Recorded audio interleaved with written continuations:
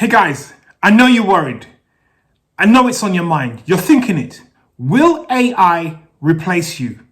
Everywhere you go, the marketers are doing a very good job talking about AI and what AI can do. And people are worried about their own situation.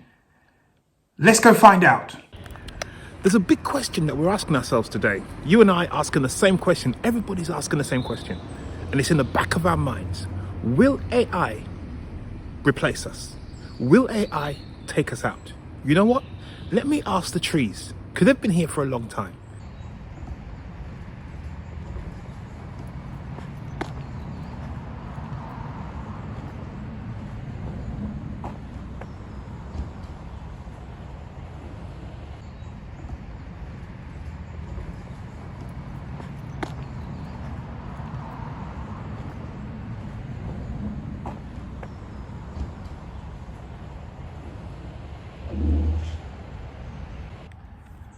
What did the trees say at all?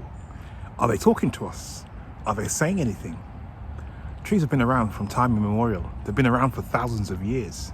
They've been through every technological change, every technological advancement, every move in our society, every storm. The trees have been through it. And you know what they're saying? We're still standing. We're still standing. So let's get to the bottom of this. Will AI replace us? That's what's in the back of your mind. And we're all asking it. You know why? Because in the last 2 years, the marketers have got in front of this, preaching the gospel of AI. And everywhere you turn, all you hear is what AI is about to do. But let's go back in history. Let's look at what history tells us. It's important to see what history tells us. I go back to when I was a kid. Industrialization, mechanization, those were the things that affected my parents. And they had two options. I think there's three options. It was either healthcare, factories, or the buses. Right? When industrialization came, and there was the need to work in factories because of all these factories were built up to produce mass production of goods and services. Mass production of goods and services, people moved to the cities. People moved to where the work was. They moved to where the work was. Mass production needed labor. The country needed labor to work. Soon after industrialization came mechanization. Machines came in to replace the labor. So what happened to all those workers? The workers that survived were the workers who were trained to use the machines, or the workers who were the team leaders and supervisors. They were the ones who survived because they needed people to organize the production.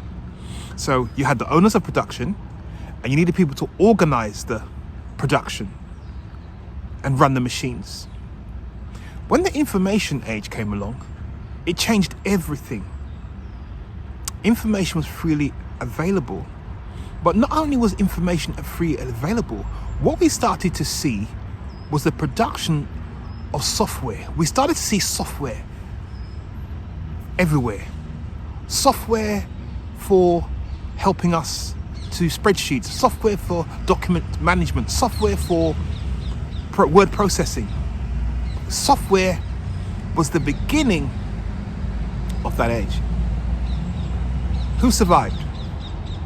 The people who adapted early and got involved in the use of these tools. So when the information age suddenly exploded, and years later we started to see YouTube, we started to see Google, we started to see these tools online just giving us information. So information became freely available. Information was easily accessible.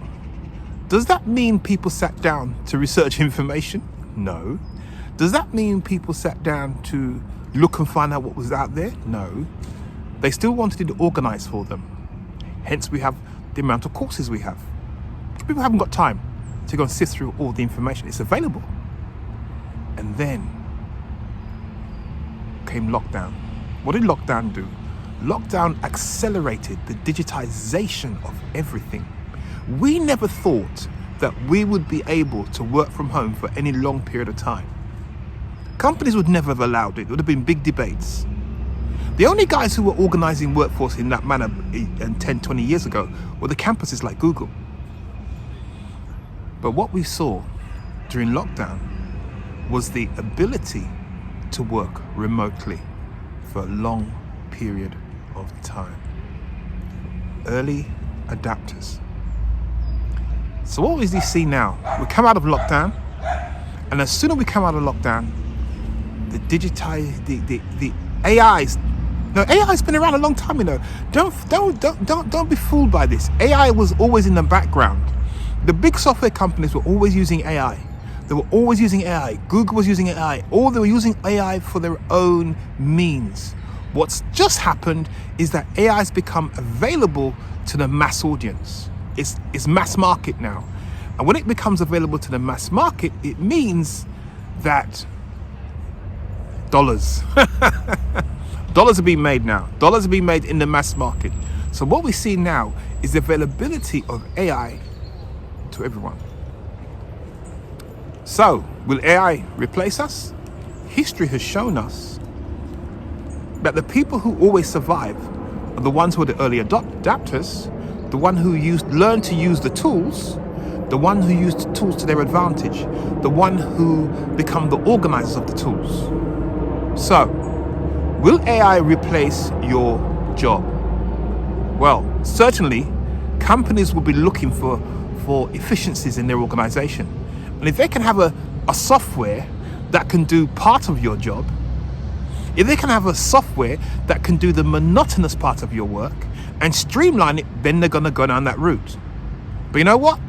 They're going to need someone to manage the software. They're going to need someone to manage the software. Believe me, they're going to need someone to manage the software. So what you have to do now is get on top of the software. Now, in terms of AI, I thought the universities would have been out in front of this, telling us shaping what's going to happen, telling us, doing papers and talking about this big debate.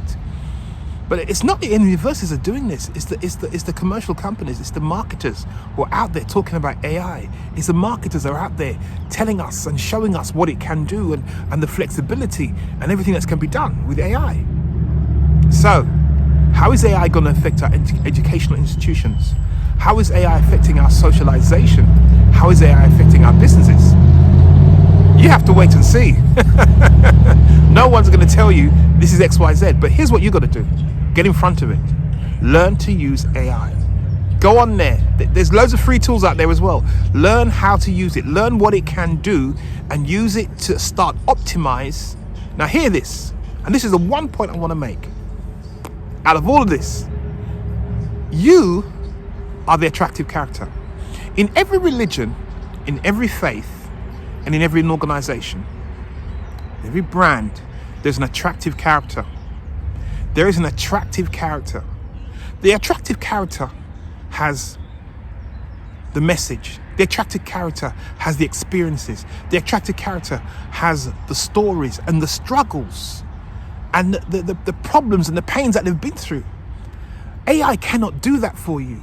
AI cannot stand and tell a story that can touch an audience the way you can. So here's the guys who've always survived every move in technology. Yeah? You ready for this? The guys who organize, the guys who manage, the guys who are the thought leaders, the guys who have ideas, and the guys who speak to sell or speak professionally. So what we can see is that the guys who have the ability to communicate their information, communicate their ideas, communicate their thoughts will always, yes, the men and women who are communicators will always stay on top. Why? Because life is driven by experiences. Life is driven by stories. Life is driven by problems being solved. Machines can solve the problem, but machines can't connect with people. Machines can't move someone's heart. Machines can't move someone's soul. So you have a part to play. It's just that you have now got to take up your idea and what you're thinking and start talking about it. Start talking about the effect of AI on what you're doing. Get out there, make it happen. Because you know what? You are the attractive character with the stories. You are the attractive character with the struggles. You are the attractive character with the message. You are the attractive character that will stand in front of an audience of 200, 100, 200, 500, 1,000, 2,000, 5,000, 10,000 people. And if you're on social media, it'll be millions. You are the attractive character. And all you have to do is get in front of the technology and start speaking. This is Alex Gordon from masteryourmessage.co.uk. Right, I hope you've made some notes. I hope you've taken that down. I hope you've taken in everything I've said. That was my walk in the park, you know. That was my walk in the park. And I just had this thought. I took out the camera and I just recorded it. So here what we're going to do, guys. I want you to join me in my 5-day Offer Lab challenge. Yes? Offer Lab 5-day challenge for aspiring speakers, helping you to work on your value, communicate your value, communicate your ideas, communicate what you bring to the marketplace, communicate what you have, your ideas that's going to help change your community. Forget about the politicians. It's you, ordinary people like yourself, who's going to change your community, who's going to change your life and change what's happening in our society. So guys, join me, the Offer Lab 5-day challenge for aspiring speakers. We're going to work on your value. I'm going to communicate your value. It starts on the 2nd of October. The link is below. Just sign up. You can do it from the comfort of your home. From the comfort of your home, the link is below. Just sign up. I'll see you there.